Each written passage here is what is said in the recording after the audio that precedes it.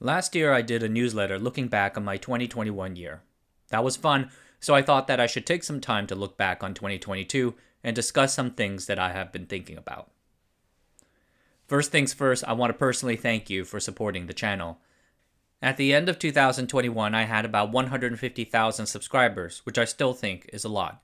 How many YouTube channels out there have 150,000 subscribers?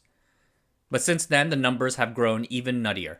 Over 240,000 people subscribed to the channel in 2022, and now I am on the cusp of 400,000. This is insane. This is madness. I'm just a deer.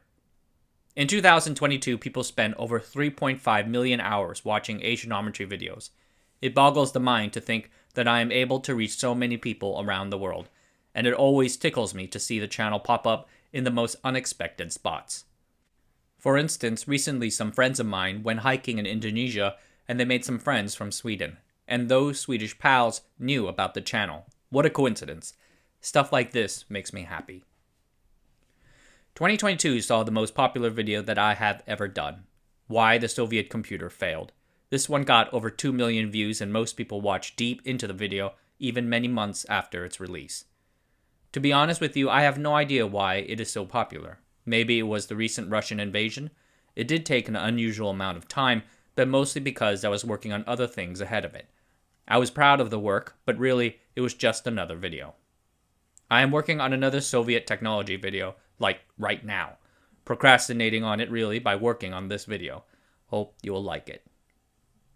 How the Rich Ate South Korea. Number 2 was originally titled South Korea's Business Corruption Problem. I'd been working on it for a while. After posting it, I was disappointed in its initial performance and changed it to the current title based on a suggestion made by a friend of the channel on the Discord. It took off after that. I think Wendover did great work on a similar subject. Props to them. Why Russia can't replace TSMC. I remember working on a video about the Soviet Union's semiconductor efforts and going to bed, but I could not sleep. At about 3 a.m. I got up and went to my office and finished the video in the early morning. With the Russian invasion fresh in my mind, I was constantly thinking about China, Taiwan, and TSMC. I worked so to put these thoughts aside.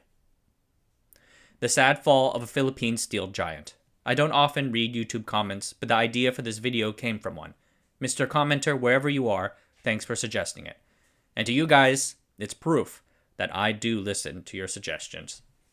And the debt-fueled collapse of Korea's Daewoo Group. I have long wanted to do a video about Daewoo, but I ended up finding so much history. I remember while writing this, it just kept getting longer and longer, and I kept muttering to myself, this is too long, nobody's going to watch this crap. Amazing to think that it did so well.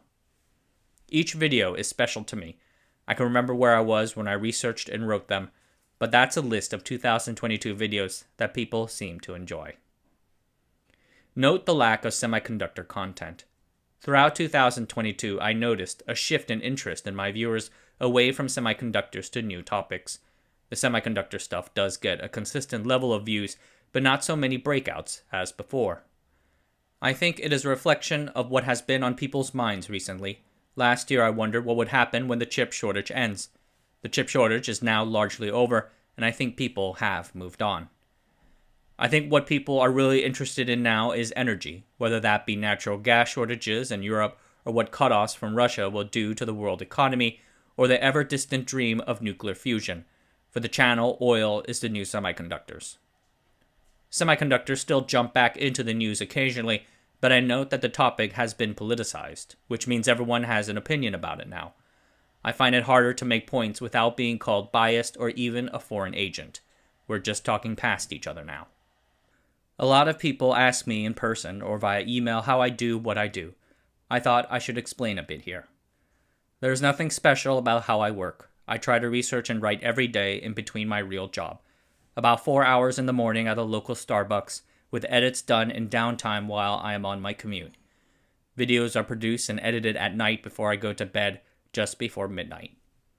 I work with a few researchers who help me collect information, especially in languages I don't know. But like I said, I script almost everything myself. I remember reading an interview with Tony Gilroy, the creator and showrunner of the fantastic Disney Plus show Andor. In it, he talks about Season 2.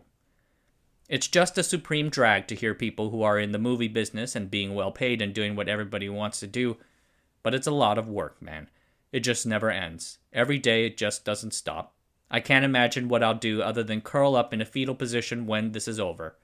I want to live through it. We want to maintain the standard. We want to stay as obsessed. This is exactly how I feel about this channel, except this channel is a TV show that runs indefinitely. I am constantly thinking about the channel, new videos, ideas, wording, new sources, finding image and video content. It never stops, and I find it hard even trying to convey the amount of work it all is. I post 2 videos a week. As soon as I upload one video, I used to allow myself to take a break for the rest of the day. But nowadays, I'm either uploading at midnight and the next day is already here, or I must immediately move on to the next one. Last year, I mentioned burnout. I managed to hold on for 2022. Cross my fingers that I managed to stay motivated through 2023 as well. I'm really happy to be able to meet people.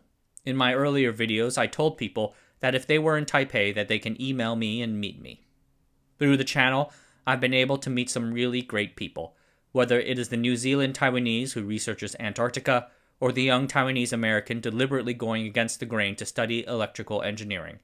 Your experiences have been enriching, and I appreciate it. I still, tentatively, invite you to reach out via email for a coffee chat if you are in town, though with work being how it is, I can't always make it happen due to busy schedules. Oh, and I had the chance to give my first in-person talk at a Taipei Hacker News meetup late in 2022. It was fantastic, and I love speaking with so many of you at scale. I don't have any more meetups planned in the future, but you never know. Another year for the channel, so what is next? Like as with the year before, I want the channel to continue exploring new topics, new concepts, and strange new histories of various things in Asia and the world at large. Just a hint of some of the videos coming in 2023, an early history of AMD, an overview of image sensors, and a profile of the ASML of gene sequencing. And yes, I still intend to work on that bubble tea video. Thank you for allowing me to entertain you. It is one of the great privileges of my life, and I hope you can stay with me for this coming year. Alright everyone, that's it for tonight. Thanks for watching. Subscribe to the channel, sign up for the newsletter, and I'll see you guys next time.